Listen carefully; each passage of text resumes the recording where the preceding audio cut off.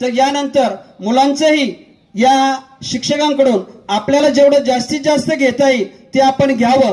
कारण जर आपण शहरी भागात गेलो तर आता पुणे या ठिकाणी किंवा नगर या ठिकाणी 11वी 12वी सायन्सला 20 ते 30 हजार रुपये फक्त कॉलेजची फी असते। त्याचबरोबर ऍडमिशन आपल्याला जर